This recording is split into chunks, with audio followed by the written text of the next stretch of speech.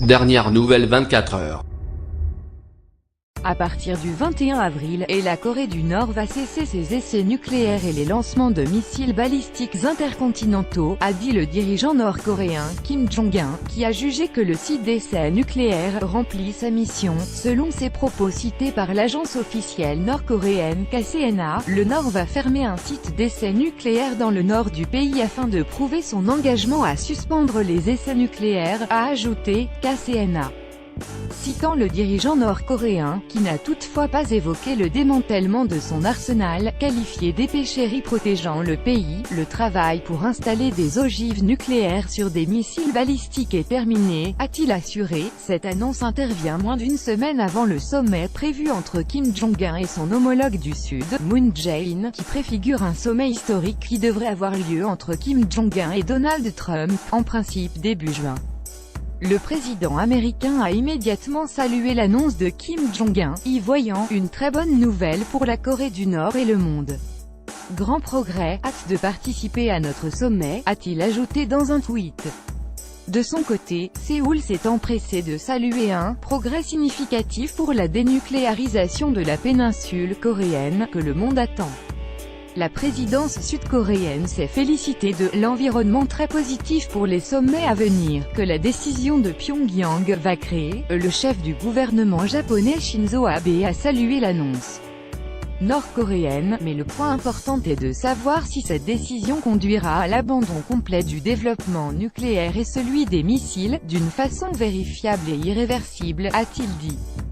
Nous allons surveiller cela de près, mais son ministre de la Défense, Itsunori Onodera, s'était prononcé peu avant pour un maintien d'une pression maximum sur Pyongyang. Nous ne pouvons pas être satisfaits du fait que, selon lui, la Corée du Nord n'a pas mentionné l'abandon de missiles balistiques de courte et moyenne portée, mission accomplie. Comme le caractère opérationnel des armes nucléaires a été vérifié, il n'est plus nécessaire pour nous de mener des essais nucléaires ou de lancer de missiles à moyenne et longue portée ou ICBM, missiles balistiques intercontinentaux, NDLR, a expliqué Kim Jong-un lors d'une réunion du comité central du parti unique au pouvoir en Corée du Nord. Le site d'essais nucléaires du Nord a rempli sa mission, a-t-il assuré. Sous sa direction, Pyongyang a fait des progrès rapides dans son programme d'armement, objet de multiples sanctions aggravées de la part notamment du Conseil de sécurité de l'ONU, des États-Unis, de l'Union européenne et de la Corée du Sud. Pour Daniel Pinkston de l'Université 3, il s'agit certainement d'une évolution positive, c'est un pas nécessaire mais insuffisant quant au retour de la Corée du Nord à ses engagements précédents de non-prolifération nucléaire, a-t-il dit. Durant des années, a expliqué le dirigeant nord-coréen au comité central du Parti des travailleurs, la Corée du Nord a pratiqué une politique dite du « développement simultané » ou « Byung-jin » de l'armée et de l'économie. Mais devenu désormais un État puissant, le parti tout entier et la nation tout entière doivent maintenant se concentrer sur le développement de l'économie socialiste, a dit Kim Jong-un. Nouvelle ligne, ceci est la nouvelle ligne politique stratégique du parti, a déclaré le jeune dirigeant, cité par KCNA. Le Parti des travailleurs était réuni en séance plénière vendredi afin de discuter d'une nouvelle étape dans une période historique importante de la révolution coréenne en développement, le Nord, qui a tiré l'année dernière des missiles balistiques intercontinentaux capables d'atteindre le territoire continental des États-Unis et mener son plus puissant essai nucléaire à ce jour, disait de longue date avoir besoin de l'arme atomique pour se protéger d'une invasion américaine. Pyongyang a depuis proposé de négocier sur le sujet en échange de garanties pour sa sécurité.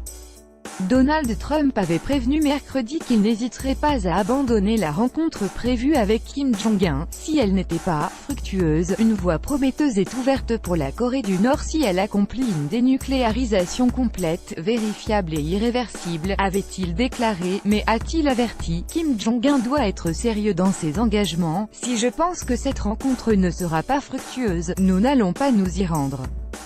Si la rencontre, lorsque j'y serai, n'est pas fructueuse, je la quitterai respectueusement, a affirmé le président américain. Les deux Corées ont ouvert par ailleurs vendredi un téléphone rouge entre leurs dirigeants, à une semaine de leur rencontre prévue dans la zone démilitarisée qui divise la péninsule. À l'approche du sommet, le président sud-coréen a souhaité jeudi la conclusion d'un traité de paix pour mettre fin officiellement à la guerre de Corée.